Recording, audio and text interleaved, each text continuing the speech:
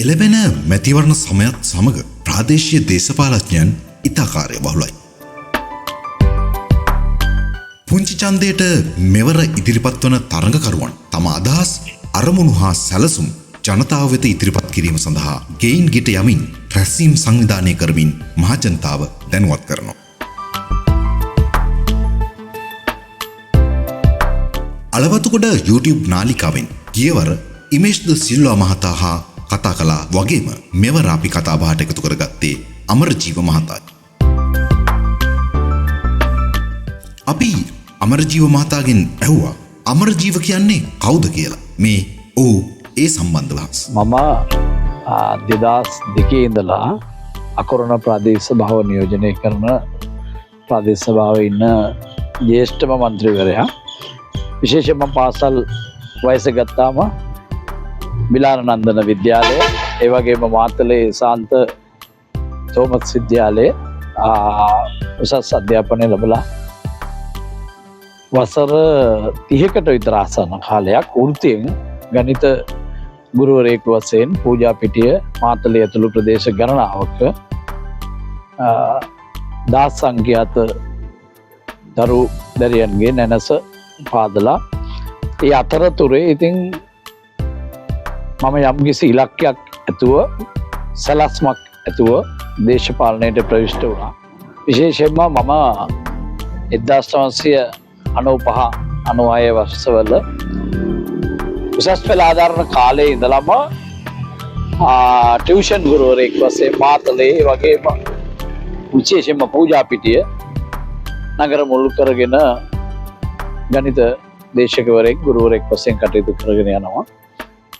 ඒ කාලේ ඉඳලා යෞවන සමාජ, දහම් පාසල්, ඒ වගේම තරුණ සේවා කටයුතු මේ හැම එකකම මම හිතනවා ගමේ ස්වේච්ඡා සමිති සංවිධානවල ඒ සමාජ සේවයේ නිරත වෙලා පාසල් යන කාලේ ඉඳලම සාමාන්‍ය දේශපාලනය කරන්නට, සමාජ සේවය කරන්නට මගේ අදහසක්, සැලැස්මක්, ඒ වගේම උවමනාවක් තිබුණා. ඒ අනුව 96 ඉඳලම ක්‍රියාකාරී දේශපාලනයට මම ආවා. ඉන්පස්සේ 2002 වසරේ ඉඳලා මම ක්‍රියාකාරීවම දේශපාලනයේ ඍජුවම මැදිහත් වෙලා මැතිවරණයට මුහුණ දුන්න ප්‍රාදේශ සභාවේ මට මතක ඇටියට 3 වතාවක් තරුණ අපේක්ෂකෙක් වශයෙන් අකුරණ සභාව නියෝජනය කළා. මේ වෙනකොට මම මෙවර මැතිවරණයට ඉදිරිපත් වෙන්නේ 4 වෙනි වතාවට. අපරාජිතව 5 වෙනි වතාවට 4 වතාවක් මම ප්‍රාදේශ සභාව නියෝජනය කළා. විශේෂයෙන්ම 2002 ඉඳලා මම 2009 වෙනකල් එක්සත් ජාතික පක්ෂය, ඉන්පස්සේ ශ්‍රී ලංකා නිදහස් පක්ෂය සමග සම්බන්ධ වෙලා ශ්‍රී ලංකා පොදු ජන පෙරමුණ නිර්මාණය කරන්න අප වෙලා මම හිතනවා පක්ෂ දේශපාලනය පිළිබඳව හොඳ අවබෝධයක්, අත්දැකීමක් ලබා ගත්තා. නමුත් පසුගිය කාලේ අපි දැක්කා මට විතරක් නෙවෙයි රටේ සමස්ත ජනතාව අති බහුතරයකට ප්‍රධාන දේශපාලන පක්ෂවල නායකයින්, සමහර ප්‍රාදේශීය නායකයින්, දිස්ත්‍රික් නායකයින්ගේ ක්‍රියාකලාපයන්, ඔවුන්ගේ අරමුණු, ඔවුන්ගේ ඉලක්ක පිළිබඳව යම් යම් විවේචන, අප්‍රසාද කලකිරීම ඇති වුණා. ඒ අනුව 2022 පස්සේ මම පක්ෂ දේශපාලනයෙන් ඉවත් වෙලා ශ්‍රී ලංකා පොදු ජන පෙරමුණේ කණ්ඩායම් නායක ධූරයෙන් අකුරණ කොට්ටාසේ ඉවත් වෙලා ස්වාධීනව මන්ත්‍රීවරයෙක් වශයෙන් මම කටයුතු කළා. ජනතාවගේ ප්‍රශ්න වලට විසඳුම් දුන්නා.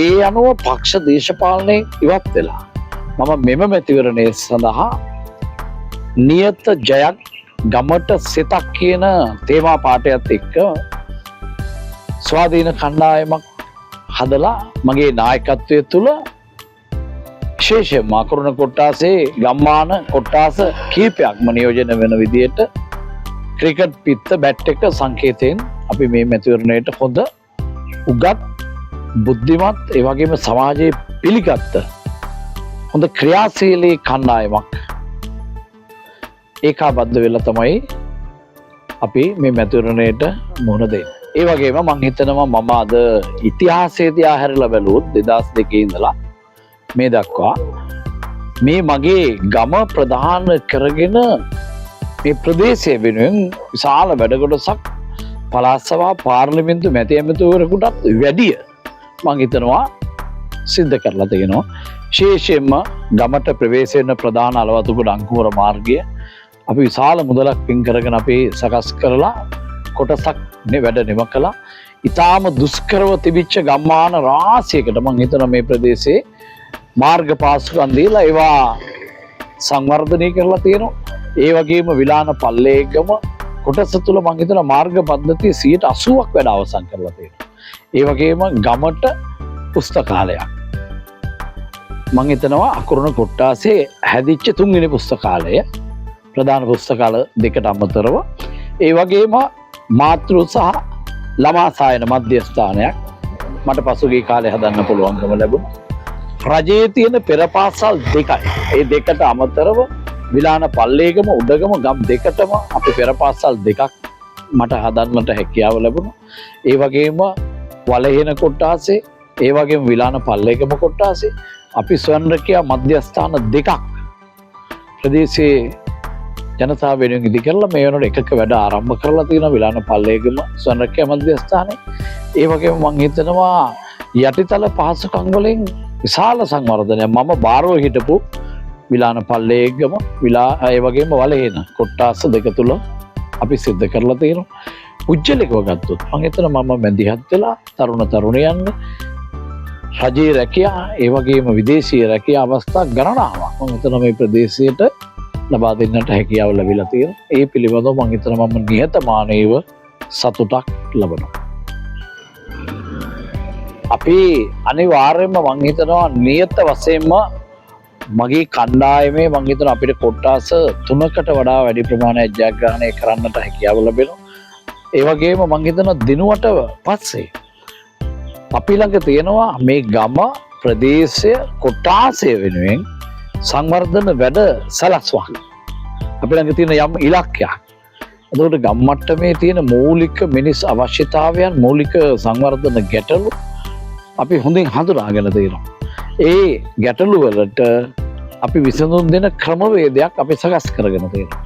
මම හිතනවා විශේෂයෙන්ම දූෂණය, නාස්තිය, ඒ වගේම හොරකමින් තොරව හොඳ යහපත් පළාත් පාලන සේවයක් ජනතාවට ඵලදායී පළාත් පාලන සේවයක් අකුරුණ ප්‍රදේශ සභාව තුළ ඇති කරන්න මම හිතනවා මම ඇතුළු මගේ කණ්ඩායමට අවස්ථාව තියෙනවා.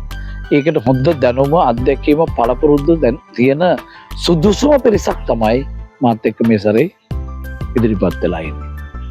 විශේෂයෙන්ම මම වසර ගණනාවක් විලාන පල්ලේගම ප්‍රදේශයේ නියෝජනය කළාත් ඒ කොටසේ ප්‍රශ්න විසඳලා සංවර්ධනය කළාට මම මෙවර විලාන උඩගම කොට්ටාසයත් එක්ක තමයි සම්බන්ධ වෙන්නේ. විශේෂයෙන් මම කණ්ඩායමේ නායකයෙක් වශයෙන් වසන් 35ටම සම්බන්ධ වුණාට උඩගමින් ඡන්දය ඉල්ලන මම තීරණය කළේ විලාන උඩගම කොට්ටාසය ගත්තාම යටිතල පහසුකම් ඉතාම දුෂ්කර මට්ටමක පවතින්නේ. ඒ වගේම පොදු පහසුකම් ඉතාම අවම මට්ටමක පවතින්නේ. ඒ නිසා මොකද ඒක මගේ ගම.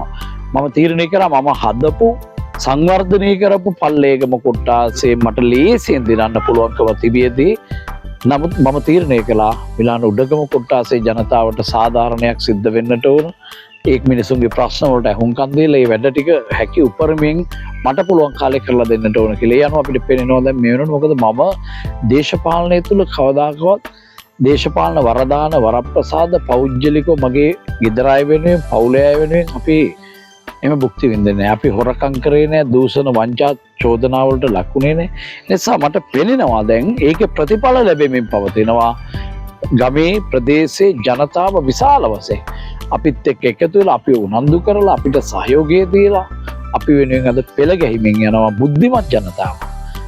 තීන්දුවක් අරගෙන තියෙනවා අපේ කණ්ඩායම මම ඇතුළුම අපේ කණ්ඩායම තුල ඉන්න හොඳ දක්ෂ උගත් ඒ වගේම වැඩක් කරන්න පුළුවන් හොඳම කණ්ඩායමක් කියන එක. ඒ අනුව මම හිතනවා බැට් එක සලකුණ යටතේ අපිට ලැබෙන ඒ සහයෝගය තුළින් අපිට විශිෂ්ට ජයග්‍රහණයක් අකුරුණ සභාව තුළ ලබා ගන්න පුළුවන්.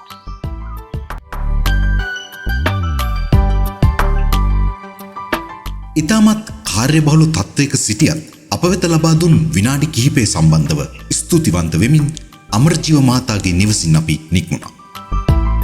අපි හෙට දිනේත් තවත් මෙවැනි තොරතුරුත් සමග ඔබ හමු වෙන්න සූදානම්. ඔබ තවමත් අලවතුගොඩ YouTube නාලිකාව subscribe කර නැත්නම් පහළ ඇති subscribe බොත්තම ක්ලික් කර අප හා එක්වන ලෙස ඔබට මතක් කරමින් තවත් අලුත් වීඩියෝකින් නැවතත් හමු වෙන තුරු ගිහින් එන්නම්. එතෙක් ඔබට ආයුබෝවන්.